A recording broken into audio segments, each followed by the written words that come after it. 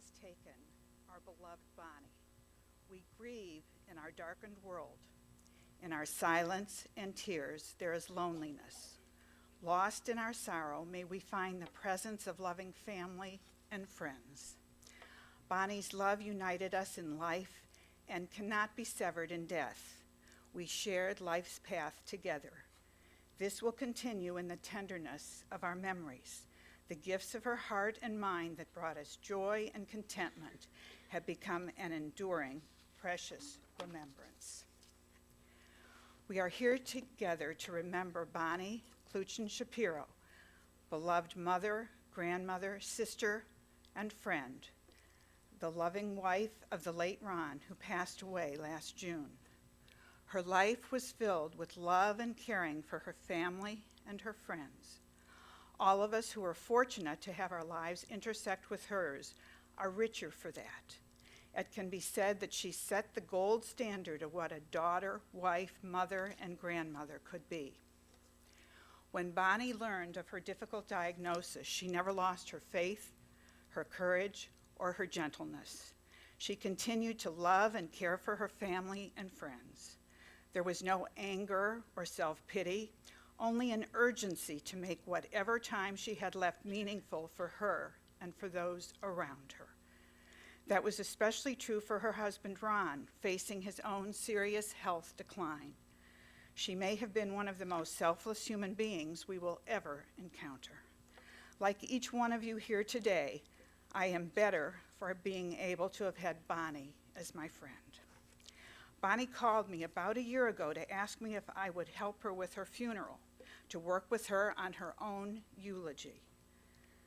Despite my work in the Jewish community and performing life cycle events during many decades, this was a first. But it was important for me to assist Bonnie, to help her during this difficult in her life and that of her family. We met many times for her to share her story, and I took careful notes. Each subsequent visit, we would do editing.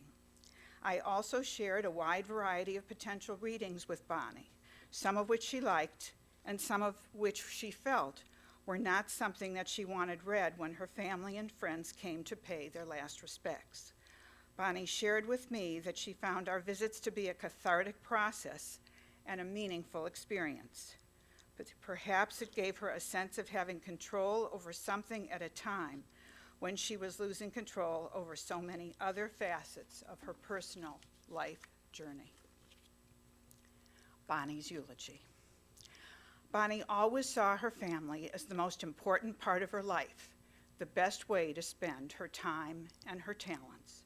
She told me that when she received her very devastating diagnosis with, as she said, an expiration date, she realized that this was a wake-up call, a reason to leave a legacy to her family that had been the focal part of her life. Despite 4 of her 5 children living out of town, long-distance calls were always frequent, important, and ended with, "I love you," at both ends of the phone lines. She had great pride in what she calls the good moral compass of each of her children, their spouses, and her grandchildren. Life happens, but it is what you do with the successes and the setbacks that matter, Bonnie said to me. Bonnie and Ron had been married for 58 years when he passed away on June 27, 2018. When they met, Bonnie, then a teenager, was working at the now-defunct Harold Drug at Silsby and Warrensville Center Road. Ronnie, a college student, came in as a customer, and they chatted. Ron became a regular customer then, despite his concerns that she might be just a little too young for him. They began to date. They married in 1960, with Bonnie transferring from OSU to Mather College as they began their life together. Children began to arrive, first 2 sons, Ian and Mark, then the one and only daughter, Eve. Robert and Michael arrived, and so in a 10-year span, they were a family of 7. It was a very busy household, and Bonnie loved the nonstop activity. She did her best to ensure that each of the 5 siblings would be helpful to the others, would be independent, creative, responsible, and kind. That is the story behind the good moral compass that each possesses. Through the years, they have looked after each other as needed. Some have done business ventures and other projects together, but never just for the monetary rewards. They wanted to be of assistance to each other along with any other people they encountered along the way. The Shapiro family lived in University Heights, then moved to Chesterland, needing a bigger home and gaining the bonus of a much larger lot. For the last 20-plus years, Bonnie and Ron lived in Beechwood. They enjoyed the relative quiet in the home they lovingly turned into their own. Bonnie devoted the last few years of her life to making Ron as comfortable as possible with his own health challenges.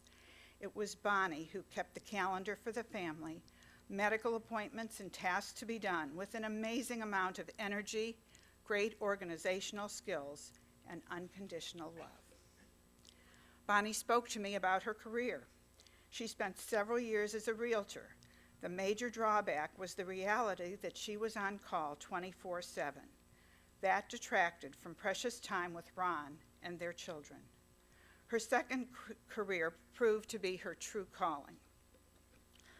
Bonnie began to work at the JECC, the Jewish Educational Center of Cleveland. She found it to be a wonderful learning experience every day she was there. Bonnie developed a great interest in Judaism and found two special mentors who became lifelong friends, Linda Silver and Polly Wilkenfeld. While working at the JECC, Bonnie returned to school herself, receiving a master's degree in Jewish education from Siegel College, now a part of Case Western Reserve University.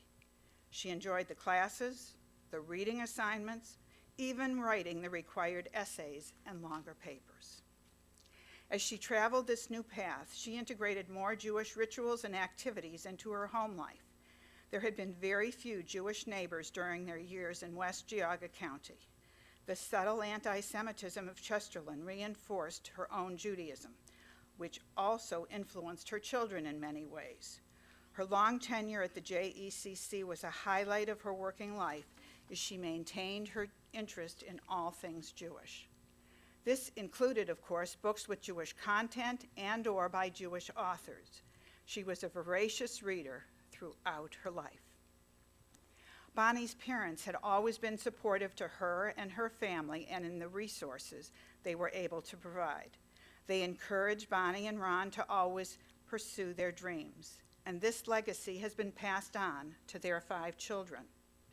They were encouraged to travel and attend schools that were in many locations. Although the family is spread out, the siblings, their spouses, and the grandchildren maintain a closeness that brought great happiness to Bonnie. Long distances and time zone challenges have been overcome on a regular basis. They care about and stand up for each other, speak, email, and text regularly, and are sensitive to challenges faced by one another. Bonnie's brother, Ron, 2.5 years younger, and his wife, Elaine, always got along well with Bonnie and her Ron. They maintained a strong and caring relationship through the years. Bonnie mentioned that it was in August of 2017 that almost everyone was able to come to California for Ron's 80th birthday celebration. She was thrilled to see the closeness of the 8 cousins. The grandchildren are Isaac, the youngest, who is 6 but very close to 7, he told me, who enabled Ron and Bonnie to finally have a Cleveland grandchild to dote on and love on a weekly, sometimes more often than that basis, rather than long distance. The oldest is Jacob, 24. In between those two are Ben, Ariel, Leonie, Capucine, Noah, and Stella. The children and grandchildren enjoy each other. They keep in touch through cell phones, texting, Instagram, and, as Bonnie put it, whatever else is out there in space. She is very pleased that the next generation are supportive of Jewish holidays and customs, each in their own way, but understanding and participating in many of the family traditions. Long distances and multiple time zones are considered a challenge, but not a problem for Ian, Mark, and Nicole, Eve and Dan, Robert and Rio, and Michael and Alice. Every night before Bonnie fell asleep, she said the Shema and the 23rd Psalm. She shared that if she could not remember if she had said both of the prayers, then she just started all over again to make sure. Then she mentioned each family member with an appropriate personalized blessing or thought for them, especially those that might be in a difficult situation. It was her way of reinforcing that each one should be happy, healthy, pursuing a meaningful life that would be fully lived. What greater gift could be given to a family, along with the multitude of wonderful shared times, shared values, and most importantly, shared memories and love.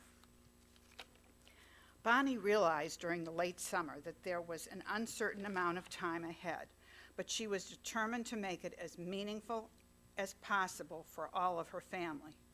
She busied herself wondering what she would do for each person she loved so very much. She seemed surprised at how attentive and caring her children and grandchildren were, making frequent visits to Cleveland to see her, checking on her with many phone calls, returning the love and caring she had given to each of them. It was the ultimate gift, role reversal of children and grandchildren, caring for a parent-grandparent to reinforce their love and concern. At one point, as it was clear that she was weaker and dealing with more pain, she said to me, "My life has been boring." On the contrary, as I said to her, and know everyone here would agree, this was a life well lived and a remarkable legacy that will endure. Bonnie and Ron were dedicated, loving parents, devoted to each other and to their children and grandchildren. They were the examples how life is to be lived with a moral compass, being thoughtful, caring about family, friends, and those less fortunate, and surrounded by love. A life well lived would be the appropriate way for all of us to think of Bonnie. She will be missed and thought about every day by her family and friends. Bonnie also shared with me that all of her children exceeded the hopes and dreams that Ron and she had for them, having great pride in the people they had become, and she felt the same way about her grandchildren. Bonnie will be remembered, although our world is diminished because she is no longer with us. As Evelyn Melman wrote, "We understand that there can be no love without loss, no joy without sorrow.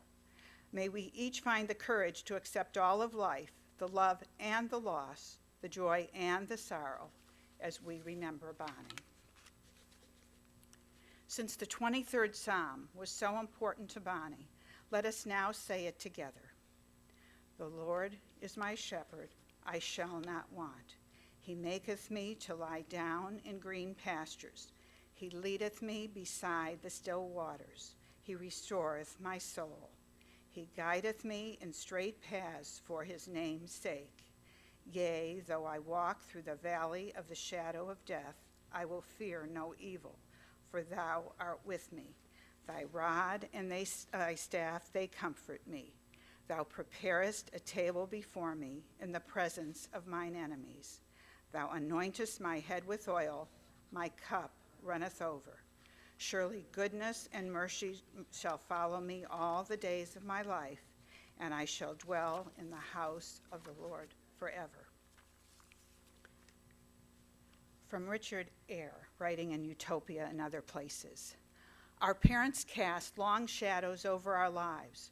When we grow up, we imagine that we can walk in the sun free of them. We don't realize until it is too late that we have no choice in the matter.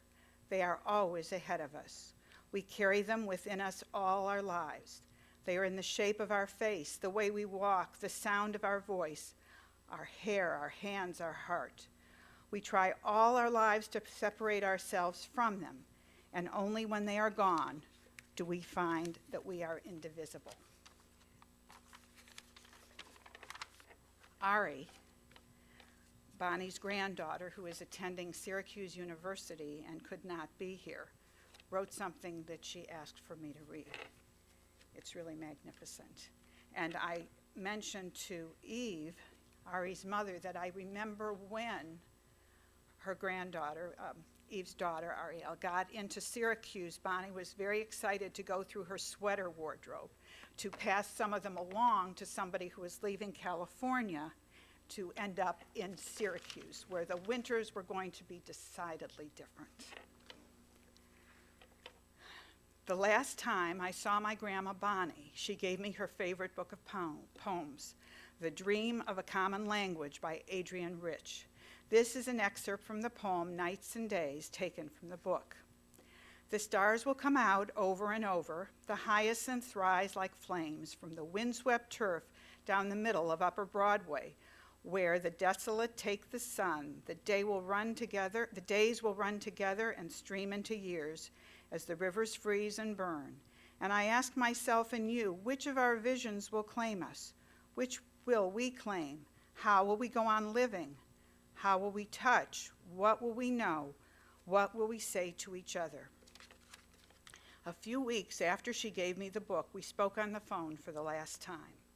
She was very aware at this point, and she said to me, "You and I will always be close, regardless of whether we're physically together or not." She said the same of my mom, and likely felt the same about all her children and grandchildren, as spread out as we all are. This poem asks us how we will go on living and what visions or memories we will claim as the world continues to turn.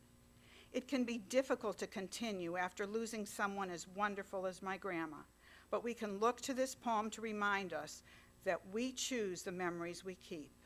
We can choose to remember all of the times my grandma Bonnie made us laugh, supported us, and took care of us relentlessly. I can choose to keep the vision of her reading me a bedtime story as a child, or taking me to Dairy Queen for the first time, or reapplying her signature red lipstick forever in my heart. Our family has been spread across the globe, and still we all reported back to her. We fill the absence of physical closeness with regular texts and phone calls. Now we fill that space with memories of what a strong, intelligent, hilarious, and beautiful woman Bonnie was. Would anyone else like to say a few words? Bonnie said I should make sure to ask, just in case somebody wanted to do that.